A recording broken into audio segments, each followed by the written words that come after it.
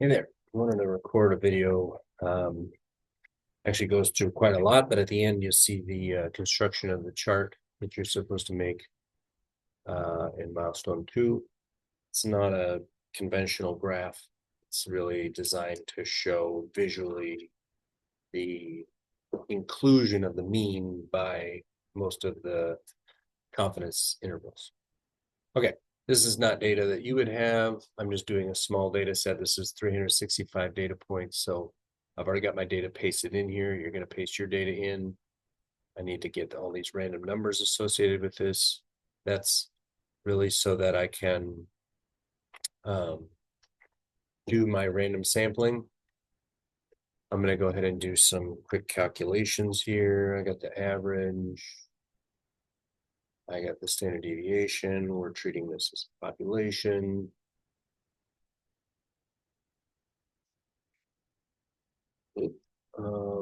I need to do the min, the max, the whole shebang.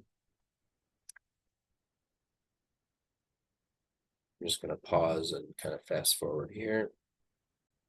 Okay, so I got my 5-number summary. I've got my mean. I've got my standard deviation. I'm going to do my sample size. I can use the count. Count formula.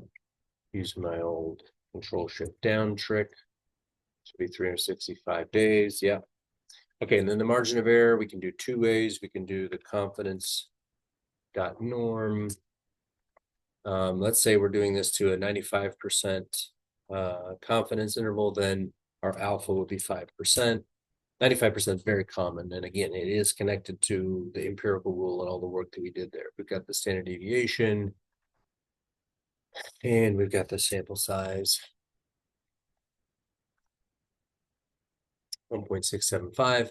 And this should match my z-score, which is associated with the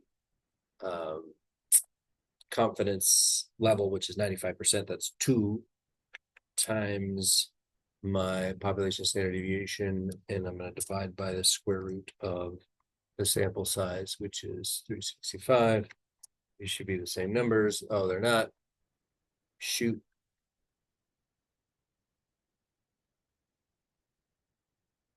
I wonder if it's because this is not technically 2. It's like 1.97. Yeah. Hold on, let me get an answer to that question. Okay.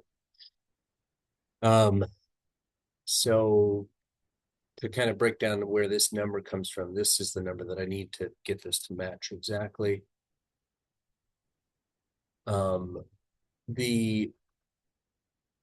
what we're doing here is we're trying to go 2 standard deviations away. That's the middle 95%.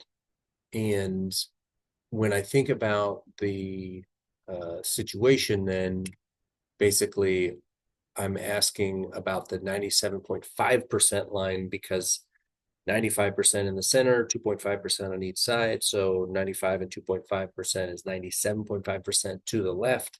So this is the magical z-score that gives me the number, the line that I'm drawing that sets the margin of error at 95%.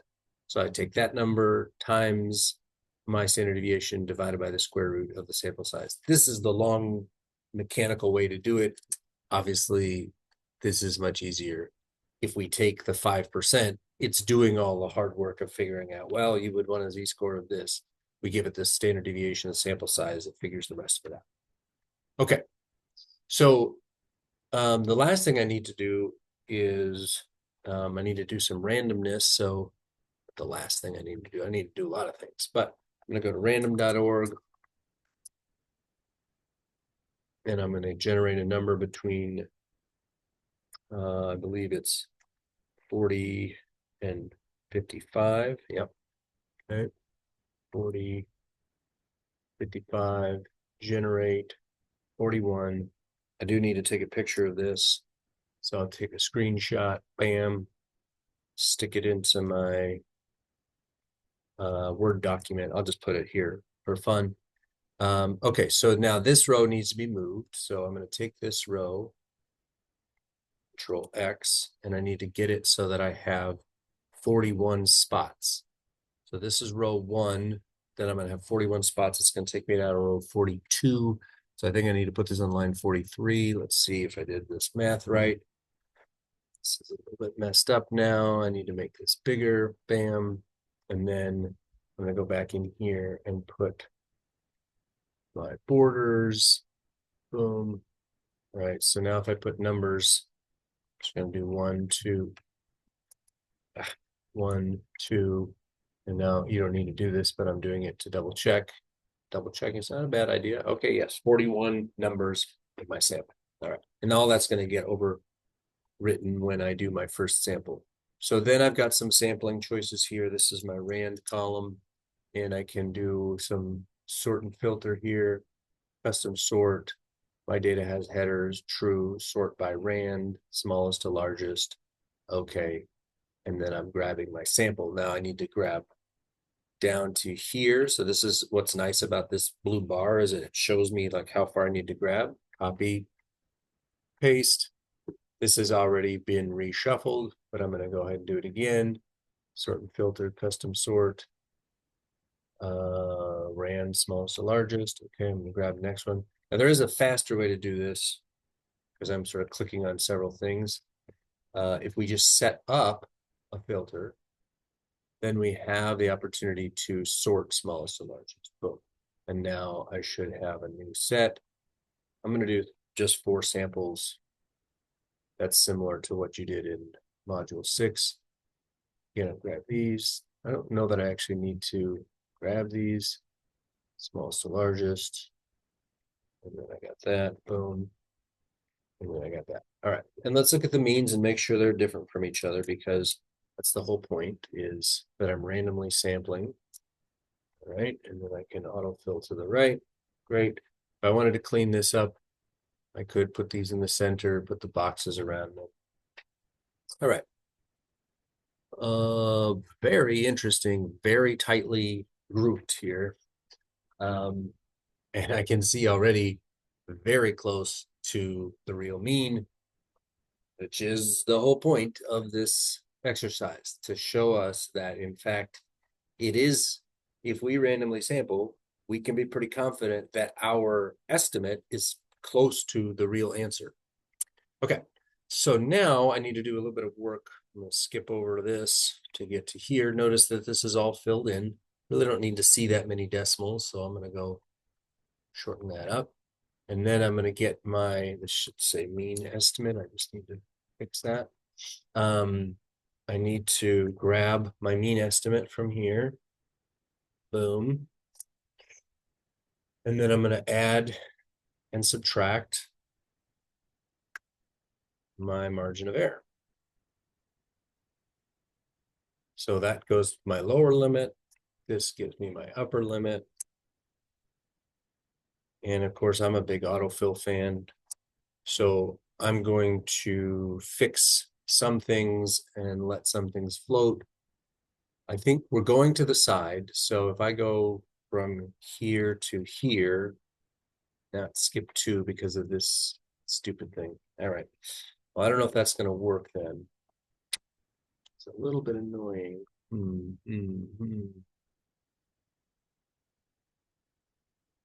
So equals G43. And then this one and this one, D13. So I think that this can be at least copied. But again, I don't know how useful that is. But I could do my 4 here. F13, AE3, AG3, H13. Oh, I didn't lock it in place. D13, this should be D13 too. And that means I need to put the $sign there. That makes more sense. Yep. Okay, that's better. And then this one, I need that $sign there. There. Yep. Okay, great. And so then this just becomes H43, easier to type this than to equals I43. Right. 37.0, 37.7, 37.8, 37.9. This is working the way it should. I've got my margin of error going up and down. Again, I've got a lot of decimals. It's probably unnecessary, given that we're talking about temperature. I trim all that up a little bit. Okay, and so now I'm ready to construct my graph. And the first thing I'm going to do is I'm going to insert a line graph. Let's try this one.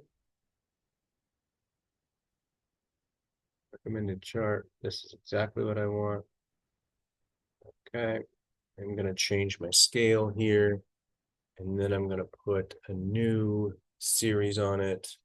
Right click, select data, add series, series name, sample one, series X values, boom, enter, series Y values, boom, enter, and the series name is sample one, okay.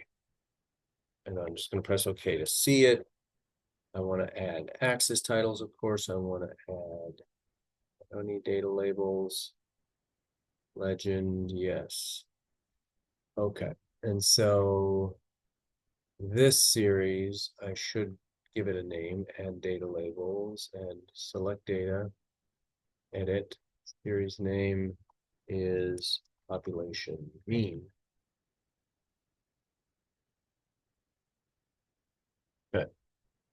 And so basically what I'm going to do here is I'm going to continue adding these select data, add sample two, X values are all twos, enter, Y values are there, enter, okay.